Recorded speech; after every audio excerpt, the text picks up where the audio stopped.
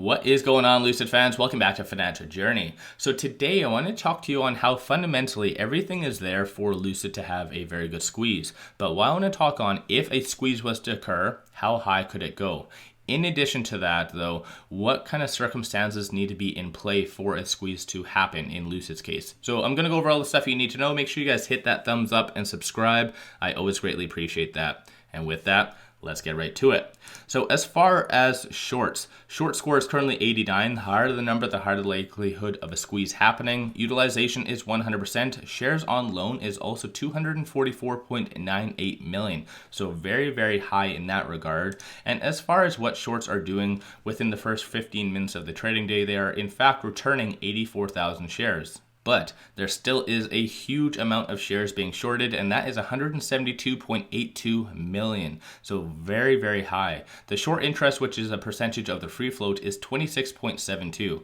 And just talking on that point alone, that is very interesting. I was looking at a lot of the other EVs, and this was very shocking to see how high Lucid is, and clearly the negative sentiment around Lucid. Because, for instance, Tesla, which of course everyone sees Tesla as very high up, is 2.5% short interest. So clearly not that many individuals betting against it, even though it's gone down roughly about 50%, give or take. There's still not a lot of big shorting happening. But there's also Mullen. Some of you guys don't like Mullen, but that's around 12%.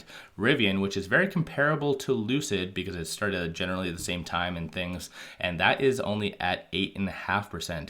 And when it comes down to it, some of you might know Workhorse. And when it comes down to Workhorse, they have roughly about a 29% short interest. So it's very, very effed up to see that Lucid is more comparable on a short interest standpoint to Workhorse than it is to, for instance, Rivian or Tesla. So once again, behind the scenes, that's just completely messed up. And this is why I think for the longest time, their inability to really ramp up their production has really caused a lot of doubt. And keep in mind, in 2022, there's a lot of fear out there. So I think that didn't help by any means. So shorts are basically sharks, and it's just a very negative situation that has been happening as of late. But like I said, because of that pain, it might result in a very good squeeze, because also cost to borrow, which again is what shorts do pay to maintain their position. So the cost to borrow average is 86.64, the max is 192%, and the minimum is 54%. So really, really high if you want to consider it that way. On a side note, if you guys have any questions about anything that is on here, let me know in the comments below. I'd be more than happy to break it down for you. But when it comes down to a squeeze, you need 4 things. One of which is a high cost to borrow, which check, Lucid does have. You need a lot of shares being shorted, which of course, like I just showed you, Lucid does have, and you need a fairly high utilization. The fourth one is a little bit more speculative. So this is where you need a surprise catalyst, and it has to be a surprise catalyst, not necessarily just a known point. So for instance, if Lucid was having, let's say, a shareholder meeting, and again, everyone was able to analyze the data at the exact same time, well, guess what? That eliminates the whole speculation and the whole surprise thing, because shorts and longs can compare that data at the exact same time and make a sound decision. This is why right before critical data points on the economy standpoint, such as CPI, you do see shorts starting to close out some of their positions a couple days in advance, clearly anticipating just a worst case scenario, for instance, based on that data. And again, this is where they can analyze information. Whereas technically, Lucid did come out with their earnings yesterday, or at least their Q4 deliveries and production numbers. So once again, this was a very big surprise, and this is generally what also helped Lucid go up a little bit more yesterday, because shorts were closing out the positions, and a little bit at least. But once again, I think this is all kind of relative. This is exactly the type of information that you do need. You need surprise stuff. And so for instance, on here as well, this is also another good thing that could happen is on February 22nd, they are announcing their Q4 numbers and also their full 2022 numbers.